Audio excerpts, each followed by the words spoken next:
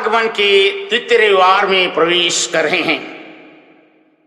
आज का पाठ ख्रीस्त के आगमन के लिए स्वयं की तैयारी पर और अपने कर्मों से पछताव करने का आह्वान करता है।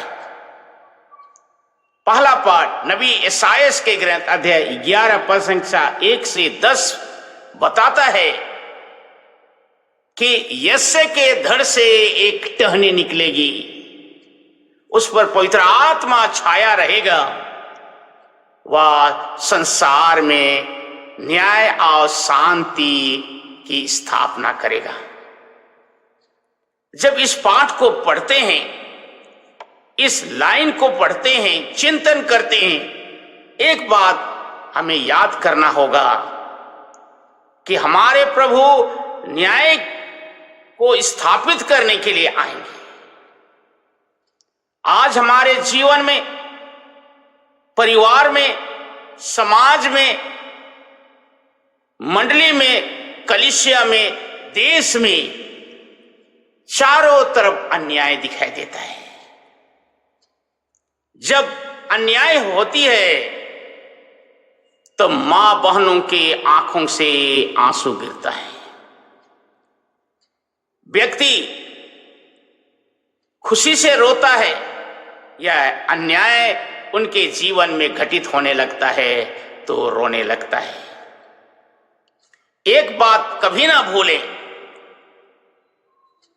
अपने जीवन में, परिवार में, समाज में, कुटुंब में, कलीसिया में, देश में शांति लाने का कोई रास्ता नहीं है। शांति ही रास्ता है। इसलिए प्रभु चाहते हैं कि हमारे सर्वस्व में न्याय कायम रहे। न्याय के लिए हमें संपूर्ण वचन आह्वान करता है कि हम किसी के प्रति अन्याय ना करें। तभी तो एक दूसरे के साथ मिल बैठ के काम कर सकेंगे। संत मत्ती के सुसमाचार अध्याय 3 पद संख्या 1 से 12 में निर्जन प्रदेश में पुकारने वाले की आवाज, प्रभु का मार्ग तैयार करो, उसके पथ सीधे कर दो। याद रहे, 2025 साल पहले यीशु ख्रीस्त आ चुके हैं। आज मेरे हृदय में आना चाहते हैं, मुझे सोचना पड़ेगा मेरे हृदय के ये रास्ते, जीवन के रास्ते सचमुच में तैयार है क्या? उस रास्ते से होकर मेरे हृदय तक पहुंचेंगे। मेरे पथ आज भी, मेरे जीवन का रास्ता आज भी टेढ़ा मेढ़ा है, और इस टेढ़े मेढ़े रास्ते को हमें सीधे करने की जरूरत है। लड़ाई, झगड़ा, ईर्ष्या, द्वेष, विद्वेष, अन्याय, दलबंदी, नशापान, लंपटता, ये जीवन के रास्ते टेढ़े हो चुके हैं। जिस रास्ते से मैं जा रहा हूं, उस रास्ते से प्रभु नहीं आएंगे।